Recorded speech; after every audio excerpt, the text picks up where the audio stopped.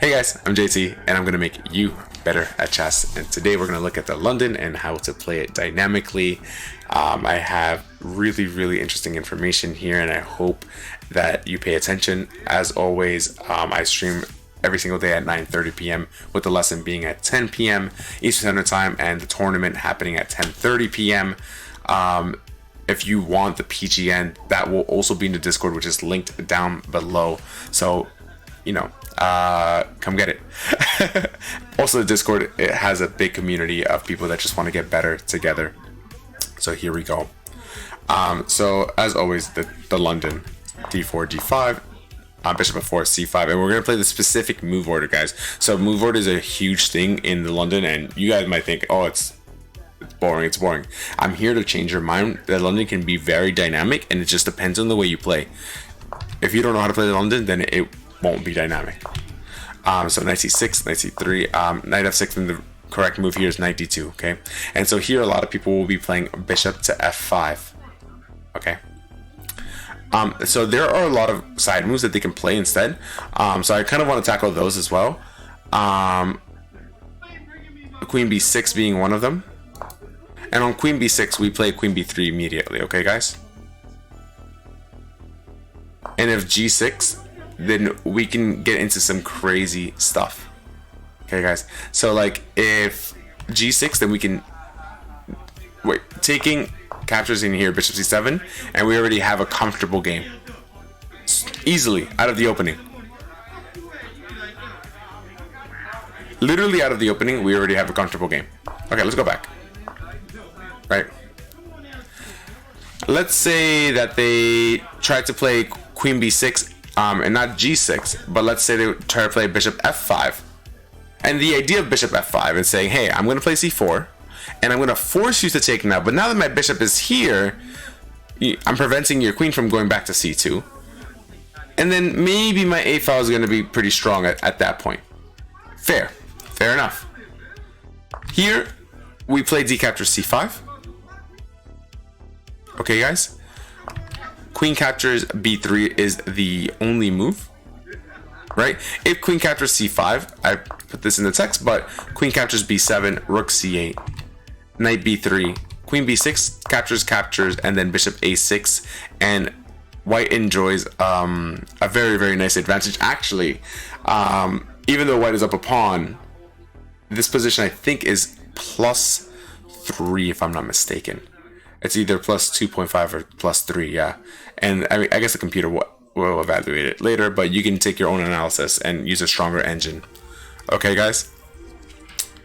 And so even if they try to play like other stuff and they try to save the pawn, don't.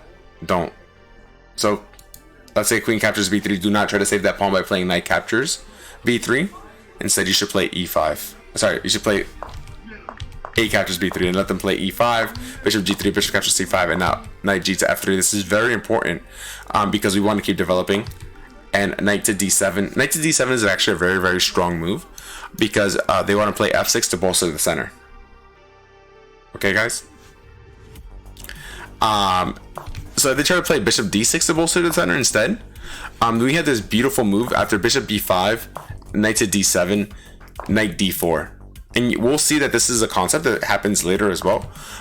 So e capture, and in different lines, b captures d6, takes, and white starts square bishop is extremely strong and saying, yo, I'm here. And I would love to play white here, especially with the two bishops. We, in some cases, might take here if the rook ever leaves the protection of this. Right? It's very hard to play for black here. Okay, so what happens if knight d7? Well, knight d7, we'll play b4, bishop d6, bishop b5, and here if they play f6, knight d4, again, very strong. Knight captures d4, e captures d4, and let's say they play king e7, which is a game that we're following right now between a grandmaster and somebody who's 2200. D captures e5, bishop captures e5, and then here, I wonder if you can find the right move. Oh, and if knight captures e5, then we play knight b3, a6, bishop e2, and white is just better. This pawn is horrible, and it's an isolated pawn. Our rooks have easy access to both files, and this is just better for white. Okay, anyways, so bishop takes. What is the best move? Well, the best move is going to be here. Huge castles here, takes, and after rook a5 we play a lot of fancy stuff in f4. And here, actually, this is not even the best plan. The reason I'm asking you for the best move is, what would you play here? Would you castle queenside instead? Right? Don't take, my word as just like as law. I want you to think about these positions for yourself and come up with ideas for yourself. So if you have any ideas how we should proceed, then please leave them down below. And since you're gonna write something, subscribe. It doesn't hurt. And yeah. Anyways, enough of selling out. So yeah, here takes. Rook a5 was okay.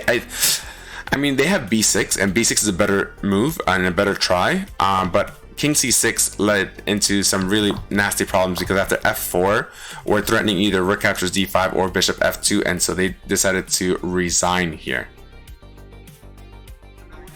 Okay, so let's go back. I know this is a lot of information, but I'm really trying to pack a lot of information into this course, so that you guys get the most out of your time. So d4, d5, bishop f4, c5, and then we go back into the normal position. So what happens if they play, bishop to g4? Then here, I want you to play knight f3. Very important move order. Do not play queen b3 here. It does not work. It doesn't bring us a lot. If we play b3, it's just, it just doesn't work. Here, if they play e6, actually you have two moves. I like queen a4 here. Queen a4 with the idea of playing knight to e5 or bishop b5 first, knight to e5, and then potentially playing c4. Right? The other idea is to play queen b3 here, because after queen b6 we have, I don't know if you guys know this, but we just have a better Cambridge Springs defense with colors reversed up a tempo.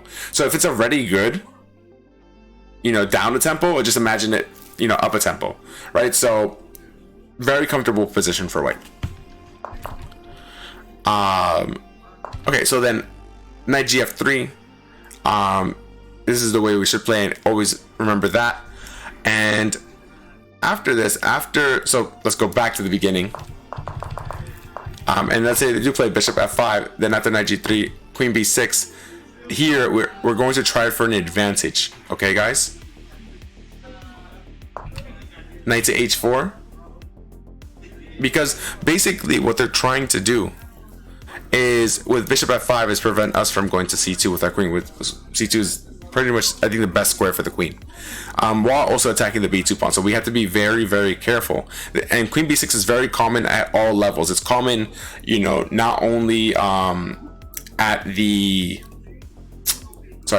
it's common not only at the 2200 level, 2500 level, but it's also common at the 1600 level. There are a lot of people who play this very comfortably and very well. So yeah, and so bishop d7, and here I kind of want to almost introduce you to a game. It was Nicola and Dimitri, and this is your homework. All right, guys, this is your homework. The PGN is going to be on the Discord. I left that game as homework for you guys to remember. Honestly, if you can remember 20 to 30 games in the London, you'll be at least 2200 strength in it. Just remember those games, remember the ideas, remember the concepts. I will also be bringing you some dynamic London lessons. If you have any questions, again, I stream at 9:30 p.m. Eastern Standard Time on twitch.tv/Japanesetutor.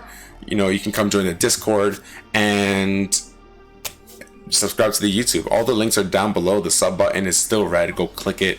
And as always, I appreciate you guys coming. Thank you for trying to become better at chess. You're appreciated. And bye.